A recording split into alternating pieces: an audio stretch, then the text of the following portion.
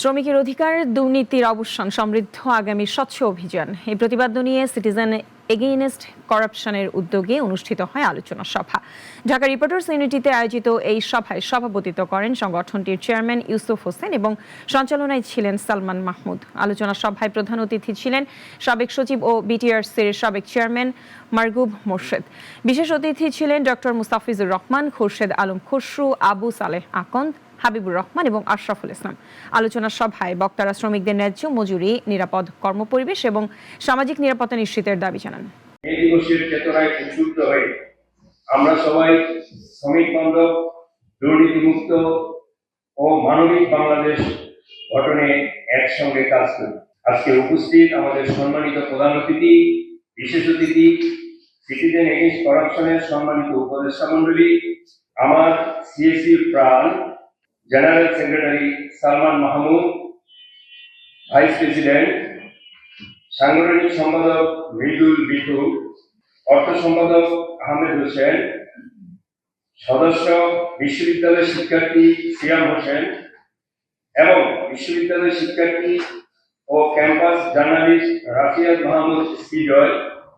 উপস্থিত আছেন সকল ফেডারেশন, ইউনিয়ন, ফাউন্ডেশন, শ্রমিক সংগঠন এর নেতৃবৃন্দ, প্রিয় সাংবাদিক ভাই বোন, সিটিজেন এগেইনস্ট করাপশনের সকল সদস্যগণ, রিপোর্টার্স ইউনিটি বিআরওর সম্মানিত সভাপতি, সিটিজেন এগেইনস্ট করাপশনের উপদেষ্টা জনাব আবু সালেহ আকন্দ, উপস্থিত আমাদের সম্মানিত উপদেষ্টা, ব্যবসায়ী, উদ্যোক্তা, গবেষক, উনি একটা বিশেষ কারণে এসে পৌঁছতে পারেনি, মোস্তাফিজুর রহমান সহ আজকে যারা উপস্থিত সকলের প্রতি আন্তরিক ধন্যবাদ এবং কৃতজ্ঞতা ও ভালোবাসা জানাচ্ছি এবং আপনাদের সহযোগিতা নিয়ে সিইটি দেশের জন্য এগিয়ে যাবে, এটাই আমাদের প্রত্যাশা। মনোবিজ্ঞানীদের ধারায় প্রথম জানতে চাই শ্রমিক আসলে কারা।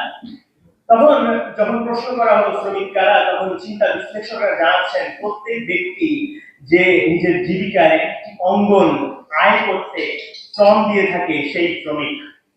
এবং এই শ্রমিক তারাই যারা প্রত্যেক দিন নিজের জীবিকা এবং পরিবার দেশের জন্য কাজ করে থাকে। তাদের সম্মানে আজকের এই আয়োজন। আমার জানতে হবে শ্রমিকের অধিকার কি কি। শ্রমিকের অধিকার সম্বন্ধে আমাদের লিস্টেতেই বলা হচ্ছে যে শ্রমিকের যেসব অধিকার তারা পাচ্ছে না, সেই ন্যায্য মজুরি, সেই ন্যায্য সময়ে কাজ করা, সেই ন্যায় বিচার এবং আইনের চোখে সমতা থেকে শুরু করে প্রত্যেকটি জিনিস তাদেরকে এনে দিতেই সিএসি কাজ করতে চাচ্ছে। ইন্টারিয়ার গভর্নমেন্টের সঙ্গে কমিশনগুলো গঠন করা হয়েছে, বিশেষ করে শ্রমিকদের যে কমিশন, শ্রম কমিশন অনেকগুলো সেক্টর চিহ্নিত করেছে। তার মানে এই 7 কোটি শ্রমিকের মধ্যে 80% হচ্ছে সেক্টরের শ্রমিক। এই শ্রমিকদেরকে অন্ধকারে রেখে তাদের দাবি দাওয়া আদায় না করে কখনো একটা জাতি বা দেশ কখনো এগিয়ে যেতে পারে না। বাংলাদেশের শ্রমজীবী মানুষের সংখ্যা সবচেয়ে বেশি এবং শ্রমজীবী মানুষরাই আজকে দেশের অর্থনৈতিক চালিকা শক্তি টিকিয়ে রেখেছে আজকে। অথচ তাদের অধিকার, তাদের দাবি দেওয়াগুলো কোনো সরকারি তেমন ভাবে যুগোপযোগী করে তুলতে পারেনি।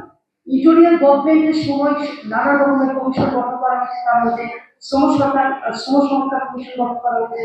সেখানে আমরা প্রতিটা সংগঠন, জাতীয় এবং জাতীয় ছাড়াও আমাদের সেক্টরাল ফেডারেশনগুলোর কাছে লিখিতভাবে আমরা সরকারকে আবেদন করেছিলাম কোথায় কোথায় শ্রমিক স্বার্থ বিরোধী আইন রয়েছে সেই আইনগুলোকে সংস্কার করার জন্য। অবশ্য ইন্টারিয়ার গভর্নমেন্ট শ্রম সংস্কার কমিশন সেটা তারা আমলে নিয়েছেন এবং তারা সেটা একটা নীতিমালা পাশ করেছিলেন। কিন্তু আমরা দেখতে পেলাম তাদের দুঃখের সাথে এই গত সংসদে নতুন সরকার তারা এসেছেন, তাদের সংসদে আমাদের অনেক যে আইনগুলি তারা পাশ করেছিলেন সেগুলো থেকে অনেক আইন তারা বাতিল করেছে। আমি ব্যাখ্যা দিতে যাবো না এখন, কারণ এগুলো দিতে যেন অনেক লম্বা সময়ের ব্যাপার। তবে আমরা আসলে বলতে চাই শ্রমিকদেরকে এইভাবে যদি শ্রমিকরা গণতান্ত্রিক শ্রম আইন না হয়, শ্রমিক বান্ধব যদি সরকার না হয়, তাহলে শ্রমিকদের দুর্দশা, শ্রমিকদের এই সমস্যা থেকে কোনোদিন শ্রমিকদের নিরসন হতে পারবে না, মুক্ত হতে পারবে না।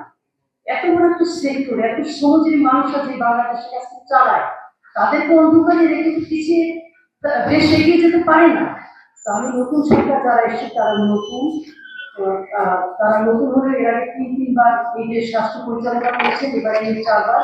তো আমি মনে করি বর্তমানে যে প্রধানমন্ত্রী রয়েছেন তাদের কাছে আমরা দাবি দেওয়া তুলে ধরেছি, এবং আমরা মনে করি যে আসলে তাকে শ্রমিক বান্ধব সরকার হতে হবে।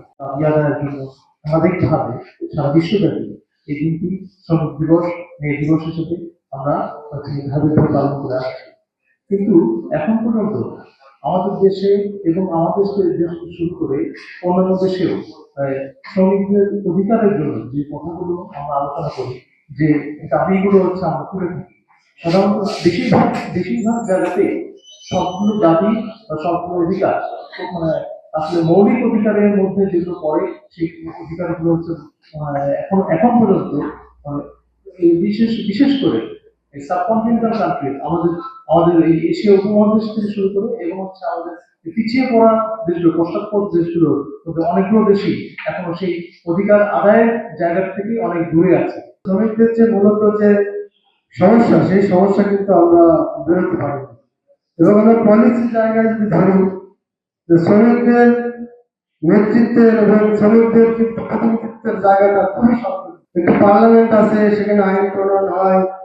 আমরা জানি যে মালিক পক্ষের লোকেরাই কিন্তু সেখানে প্রতিনিধিত্ব লাগে, নির্বাচনের টাকা লাগে, এবং সেখানে নীতি পলিসির জায়গাগুলো তারাই ডমিনেট করে।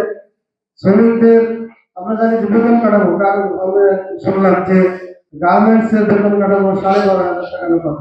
12,500 টাকা একটি শ্রমিকের কি হয়, সে থাকবে কোথায়, কি খাবে, এটা চিন্তা করে না মালিকরা।